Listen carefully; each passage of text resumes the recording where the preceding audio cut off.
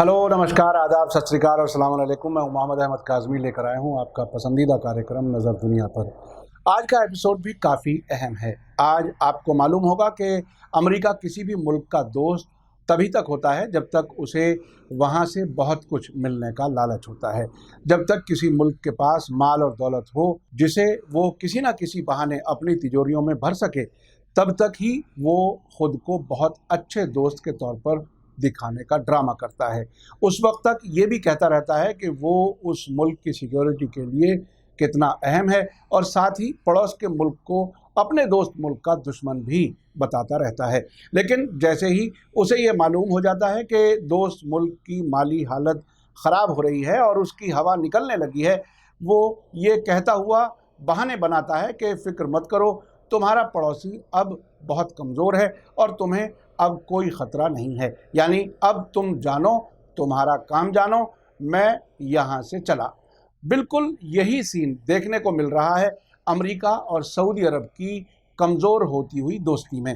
अब ख़बर यह है कि अमेरिका सऊदी अरब से अपनी फ़ौजें और पेट्रियट मिसाइल सिस्टम और जंगी जहाज़ हटा रहा है और साथ ही ये भी कह रहा है कि ईरान अब कमज़ोर हो चुका है। इस खबर को आखिर तक ज़रूर देखें और समझें कि अमेरिका गिरगिट की तरह किस तरह से रंग बदलता है।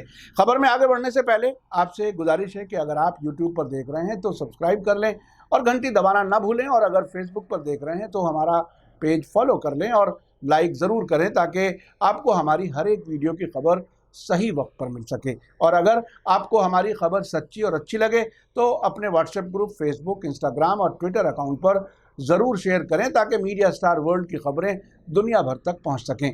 खबर यह है कि अमेरिका के न्यूयॉर्क और कई दूसरे शहरों से छपने वाले बड़े अखबार वॉल स्ट्रीट जर्नल के मुताबिक अमेरिका सऊदी अरब से पेट्रियट मिसाइल डिफेंस सिस्टम को हटाने के साथ साथ वहां से अपने फौजियों को कम करने की तैयारी कर रहा है। इस अखबार ने एक अमेरिकी अफसर के हवाले से बताया है कि अमेरिका ने अपने कई जंगी जहाज़ों को सऊदी अरब से निकाल लिया है और अब वो पेट्रियट मिसाइल की 4 सिस्टम को सऊदी अरब से निकाल रहा है। इस अखबार के मुताबिक अमेरिका सऊदी अरब में अपनी फौजी मौजूदगी को कम करने की कोशिश में है। इसका मतलब यह है कि सऊदी अरब में अमेरिका की बड़ी फौजी मौजूदगी ख़त्म होती नज़र आ रही है। वॉल स्ट्रीट जर्नल ने लिखा है कि सऊदी अरब ने अपनी फौजी मौजूदगी को कम करने के अमेरिकी फैसले की बुनियाद कुछ अमेरिकी अफसरों का असेसमेंट है, जिनका मानना है कि अब सऊदी अरब में अमेरिकी इंटरेस्ट को फ़िलहाल कोई ख़तरा नहीं है।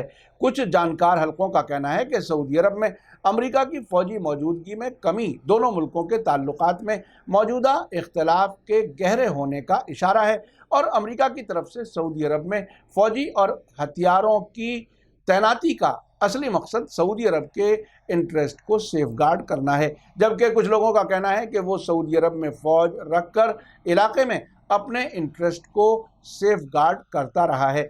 अल जज़ीरा ने अपनी रिपोर्ट में कहा है कि अमेरिका अपनी फ़ौजी मौजूदगी ऐसे वक्त में कम कर रहा है जबकि पिछले साल ईरान के साथ बढ़ी हुई टेंशन इस वक्त कम हुई है। वॉल स्ट्रीट जर्नल ने अमेरिकी अफसरों का नाम बताए बगैर हवाला देते हुए थर्सडे को बताया कि मिसाइल और जहाज़ों के हमलों से ज़मीन पर मौजूद एसेट्स को बचाने के लिए बनाई गई पेट्रियट सतह से हवा में मार करने वाली मिसाइलों की 4 बैटरी को सऊदी तेल कारखानों से हटा दिया जाएगा। अमेरिकी अफसरों ने बताया है कि पेट्रियट मिसाइल सिस्टम के साथ तैनात दर्जनों फौजियों को भी किसी दूसरी जगह तैनात कर दिया जाएगा। ये पहली बार है जब अमेरिका की तरफ से सऊदी अरब से पेट्रियट मिसाइल डिफेंस सिस्टम को हटाने की बात कही जा रही है।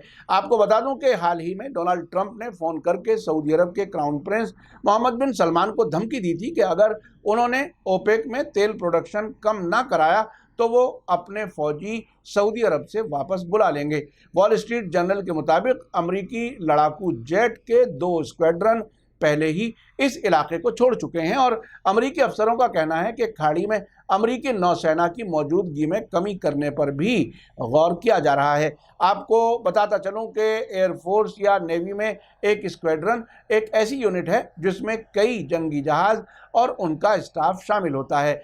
एक स्क्वाड्रन में आमतौर से एक ही तरह के 12 से 24 जंगी जहाज होते हैं।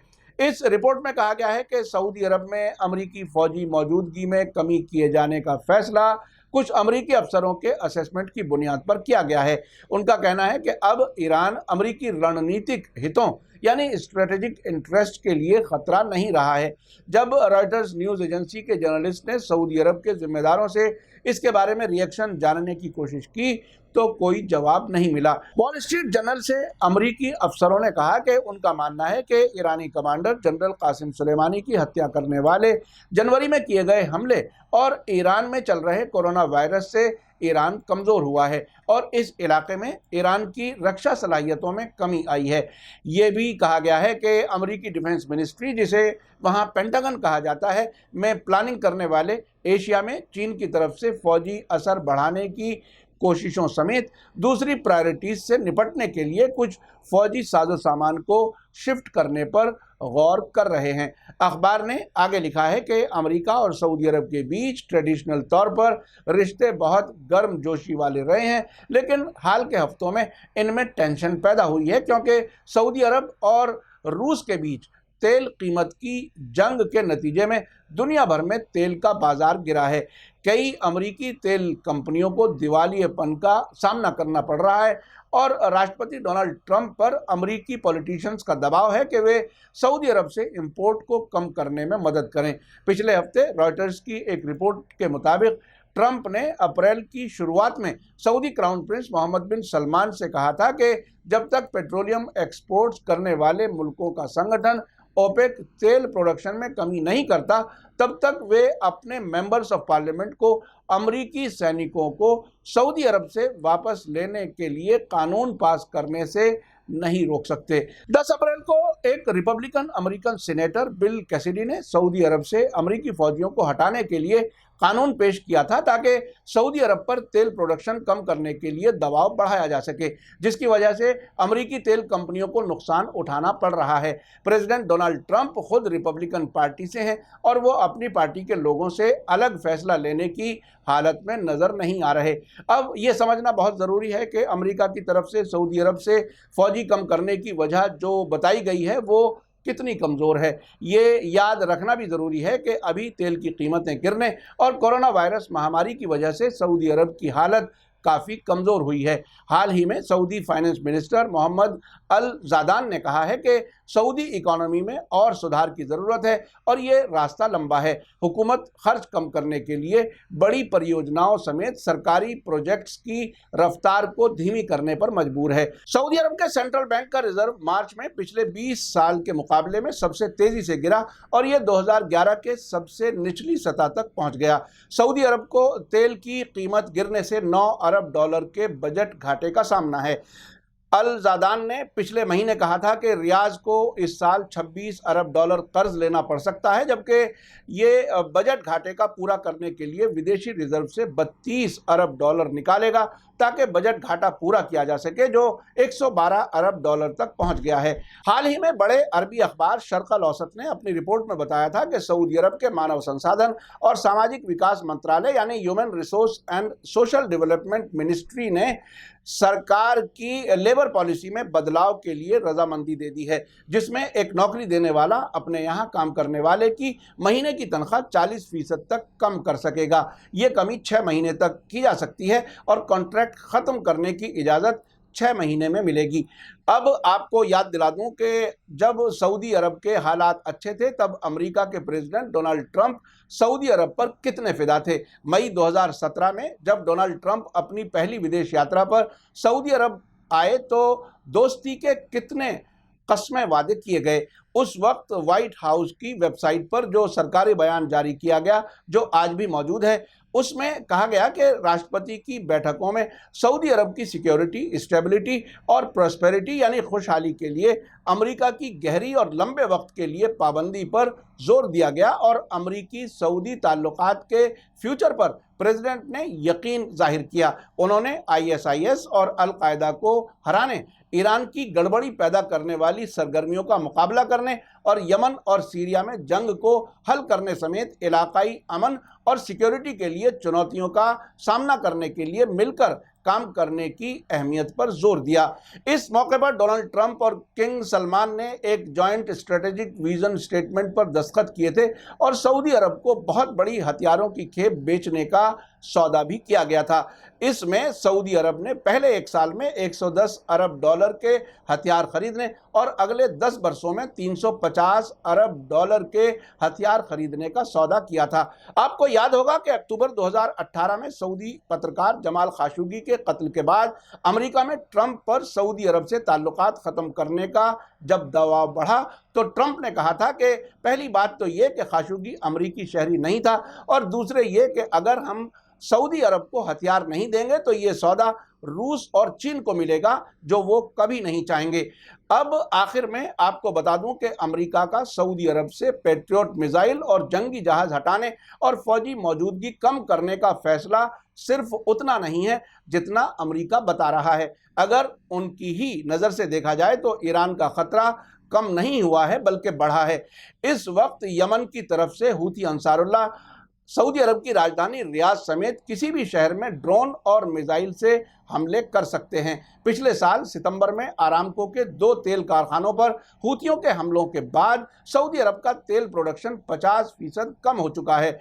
ईरान ने हाल ही में 20 अप्रैल को अपने नौसेना के मिसाइल का रेंज बढ़ाकर 700 किलोमीटर कर लिया है और अब वो अमेरिका के किसी भी ग्लोबल हॉक ड्रोन को दुनिया भर में तेहरान से बैठकर टेक्नोलॉजी की मदद से कंट्रोल करने की सलाहियत पैदा कर चुका है।